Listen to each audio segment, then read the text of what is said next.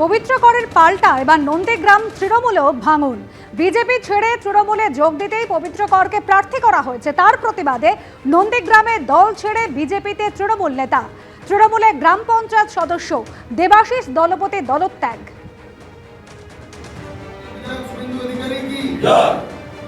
भारत माता की BJP BJP जिंदाबाद यशस्वी प्रधानमंत्री नरेंद्र मोदी की जिंदाबाद। বিজেপি থেকে তৃণমূলে যোগ করলো পবিত্রকর, উনি এসেই টিকিট পেয়ে গেল। আমাদের দল এগুলো মানে যারা এসছে তাদেরকে সুবিধা পাইয়ে দিচ্ছে। আমরা দীর্ঘদিন লড়াই করে আমাদের কোনো সুযোগ সুবিধা দিচ্ছে না, সেই জন্য নিজের খুব ক্ষোভ ছিল আমাদের কিছুক্ষণ আগে আমার অঞ্চল সভাপতি ফোন করছিল, তাকেও ক্ষোভের কথা জানিয়ে দিয়েছি। এই জন্য আমি দল ছাড়ছি। অনেক আগে থেকে বিজেপিতে যুক্ত হয়েছে, আমাদের সঙ্গে কোনো জনসংযোগ বা কোনো যোগাযোগ নেই, বিচ্ছিন্ন হয়ে গেছে।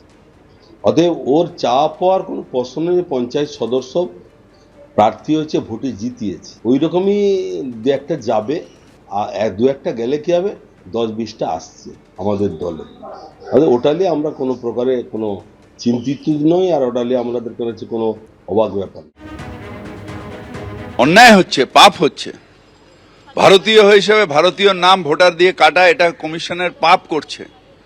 সুতরাং যারা পাপ করছে তাদের নিশ্চিতভাবে আমরা তাদের পাশে আছি। যারা সাধারণ মানুষ জোর করে কমিশন নাম কাটছে, তাদের হয়ে আবার পিটিশন করে যাতে মহামান্য আদালত তাদের নামগুলো তোলার পারমিশন দেয়, সেই প্রক্রিয়াটাও আমরা এবার চালু করব। নির্বাচন কমিশনের বিষয় আমাদের অবস্থানে আমরা অনড়। আমরা যে ফর্ম 7 জমা দিয়েছিলাম তার উপরে শুনানি করতে হবে। পুলিশ বেআইনি ভাবে যেটা তারা করতে পারে না, আমাদের কর্মীদের কাছ থেকে ফর্ম 7 কেড়ে নিয়েছিল। আমাদের ফর্ম 7 তৃণমূল কংগ্রেসের কর্মীরা জ্বালিয়ে দিয়েছিল, বিডিও অফিস ধ্বংস করেছিল। এআরও আর ইআরওদের কাছে তারা যে ফর্ম 7 গুলো পেয়েছিল সেগুলো তারা রিসিভ করবার পরেও ঠিকঠাক সিস্টেমে আপলোড করেনি। এটাকে শেষ না করে নির্বাচন করা যাবে না। মাঝপথে বলবেন আমি এসআইআর শেষ আর এসআইআর বন্ধ, নির্বাচন হোক, এসব চলবে না। ভোটার লিস্ট চূড়ান্ত না করে ভোট হতে পারে না। কেন? প্রত্যেকেরই অধিকার আছে নির্বাচনে অংশগ্রহণ করার।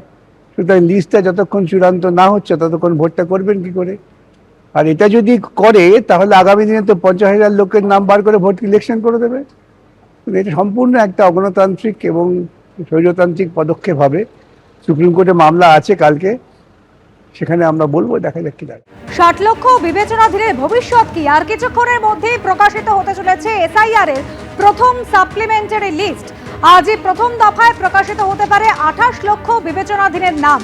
রুমা পাল আমাদের প্রতিনিধি রয়েছেন সরাসরি আমাদের সঙ্গে। রুমা, যে 28 লক্ষের নিষ্পত্তি সম্ভব হয়েছে তাদের মধ্যে কাদের নাম বাদ পড়লো, কারা নতুনভাবে সংযোজিত হলো, আর কিছুক্ষণের মধ্যেই জানা যাবে।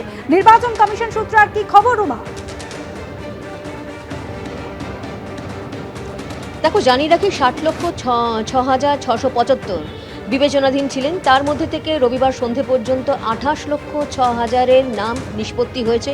শুক্রবার পর্যন্ত জানানো হয়েছিল 10 লক্ষের নাম বাদ যেতে পারে, এবং সেক্ষেত্রে ফাইনাল কত লোকের নাম বাদ যাচ্ছে এবং কতজন সংযোজন হচ্ছে সোমবার পর্যন্ত সেটা কমিশন এখনো পর্যন্ত জানায়নি। এবং জানানো হয়েছিল যে সন্ধ্যের পর কিন্তু এই লিস্ট বেরোবে, সাপ্লিমেন্টারি লিস্ট বেরোবে।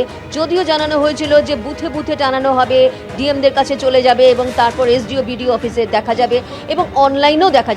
কিন্তু যতক্ষণ না পর্যন্ত এই লিস্ট, এই সাপ্লিমেন্টারি লিস্ট আসছে বা কমিশন জানাচ্ছে যে এটা প্রকাশিত হয়েছে, ততক্ষণ অবশ্যই আমরা অপেক্ষা করব যে এই লিস্ট কখন বের হয়। তখন সবথেকে বড় কথা হচ্ছে যে 28,06,000 যেটা রবিবার পর্যন্ত নিষ্পত্তি হয়েছে, তাদের মধ্যে থেকে যাদের নাম বাদ যাবে তারা ট্রাইব্যুনালে অবশ্যই আবেদন করতে পারবেন। ট্রাইব্যুনালে যদি গঠনের কথা বলা হয়েছে, নোটিফিকেশন জারি হয়েছে, কিন্তু ট্রাইব্যুনালে কাজ শুরু হতেও কিন্তু অনেকটা সময় লাগবে। কারণ আজকেই কিন্তু জানা গেছে যে মুখ্য সচিবের কাছে নির্বাচন কমিশনের থেকে চিঠি দেওয়া হয়েছে যে ট্রাইব্যুনালে যারা কাজ করবেন তাদের যে প্রাক্তন বিচারপতিরা কাজ করবেন তাদের ক্ষেত্রে তাদের কোথায় বসবেন, কোথায় তারা কাজ করবেন সেই ব্যবস্থা করতে সেক্ষেত্রে একটু সময় লাগবে। তবে এটা ঠিক যে যারা বিবেচনাধীন ছিলেন তাদের মধ্যে থেকে 28 লক্ষের মতো কালকে পর্যন্ত যে খবর পাওয়া গেছে তাদের নামের নিষ্পত্তি হয়েছে। তবে ফাইনাল সাপ্লিমেন্টারি লিস্ট যতক্ষণ না আসে ততক্ষণ পর্যন্ত অবশ্যই কমিশনের দিকে আমাদের নজর থাকবে যে তারা কতজনের নাম ডিলিট করছে, যাদের নাম কমিশনের গাইডলাইন অনুযায়ী দেখা যাচ্ছে যে তারা এই ভোটার লিস্টে সংযোজিত হয়নি। তবে সবথেকে বড় কথা হচ্ছে সন্ধ্যের পর এই ফাইনাল সাপ্লিমেন্টারি লিস্ট আসতে পারে। সন্ধ্যের পর এই ফাইনাল লিস্ট বেরোলে আমাদের অবশ্যই নজর থাকবে। ধন্যবাদ রুমা। এবিপি আনন্দ, এগিয়ে থাকে, এগিয়ে রাখে।